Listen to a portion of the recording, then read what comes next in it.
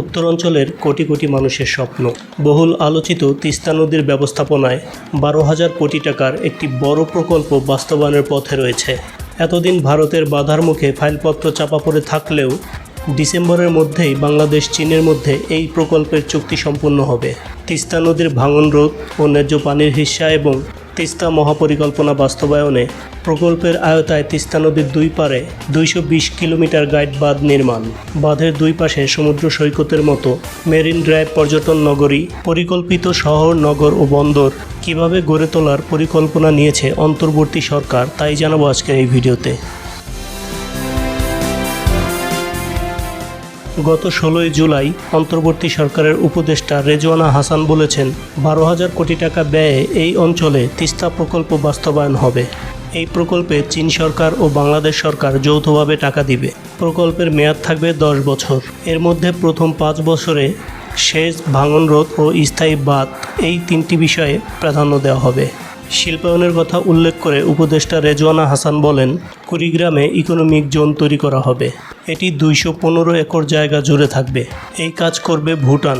গত বৃহস্পতিবার রাজধানীর পান্থপথের পানি ভবনের 6ষ্ঠ তলার সম্মেলন কক্ষে চায়না পাওয়ার এক্সপার্ট কনসালটেন্ট পরামর্শে তিস্তা নদীর সমন্বিত ব্যবস্থাপনা ও পুনরুদ্ধার প্রকল্পটি তিস্তা মহাপরিকল্পনার সম্ভাবনার যাচাইয়ের উপর বিশেষজ্ঞদের পরামর্শ সভা অনুষ্ঠিত হয়। তিস্তা মহাপরিকল্পনা প্রকল্প বাস্তবায়নের জন্য ইতিমধ্যেই এক্সপার্ট কনসালটেশন ও বিশেষজ্ঞদের পরামর্শ নিয়েছে সরকার। আগামী অক্টোবরের মধ্যেই তিস্তা মহাপ্রকল্পের ডিজাইন চূড়ান্ত হচ্ছে। বিশেষজ্ঞদের ওই সভায় 5টি মূল চূড়ান্ত বিষয় নিয়ে আলোচনা করা হয়। এরপর সুপারিশ সরকারের কাছে পাঠানো হবে। সরকারের অনুমোদনের পর অর্থনৈতিক সম্পর্ক বিভেদের মাধ্যমে চীনা কর্তৃপক্ষের কাছে প্রস্তাব পাঠানোর প্রস্তুতি নেওয়া হচ্ছে। চীন বিস্তারিত মূল্যায়ন শেষে চূড়ান্ত রিপোর্ট দিলে প্রকল্প বাস্তবায়নের কাজ শুরু হবে।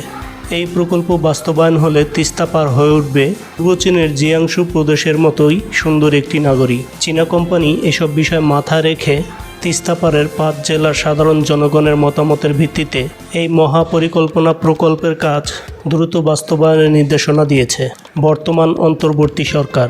পানি সম্পদ উপদেষ্টা বলেন, 2016 সালে তিস্তা মহাপরিকল্পনা নিয়ে চীনের সঙ্গে চুক্তি হয়েছিল, কিন্তু পরে সেই পরিকল্পনা নিয়ে কাজ বেশি দূর এগোয়নি। বর্তমানে অন্তর্বর্তী সরকারের সঙ্গে আবারও তিস্তা মহাপরিকল্পনা নিয়ে চীনের সঙ্গে কথাবার্তা শুরু হয়েছে। অক্টোবরের মধ্যে চূড়ান্ত ডিজাইন দেওয়া হবে। এরপর পরিকল্পনা বাস্তবায়নে কী পরিমাণ অর্থ লাগবে সেগুলো নিয়ে দুই দেশের মধ্যে দর কষাকষি শুরু হবে। এরপরেই তিস্তা মহাপরিকল্পনা বাস্তবায়ন হবে। এদিকে তিস্তা এই প্রকল্প বাস্তবায়ন হলে বদলে যাবে উত্তর অঞ্চলের 5 জেলার মানুষের ভাগ্যের চাকা। প্রকল্পটি বাস্তবায়ন হলে নদীর গভীরতা প্রায় 10 মিটার বাড়বে। বন্যার পানিতে প্লাবিত হয়ে ভাসবে না গ্রামগঞ্জের জনপথ। প্রিয় দর্শক, আজ এ পর্যন্তই। ভিডিওটি ভালো লাগলে একটি লাইক করে দিন। তিস্তার এই বাঁধ প্রকল্পে আপনি কি খুশি? যদি আপনি খুশি হয়ে থাকেন তাহলে অবশ্যই কমেন্টসে ইয়েস লিখে যাবেন। চ্যানেলে নতুন দর্শক হয়ে থাকলে অবশ্যই সাবস্ক্রাইব করুন, ফলো করুন আমাদের ফেসবুক পেজ। দেখা হচ্ছে পরবর্তী ভিডিওতে। ততক্ষণ পর্যন্ত মহান আল্লাহ তাআলা আমাদের সকলকে ভালো রাখুক, সুস্থ রাখুক। আল্লাহ হাফেজ।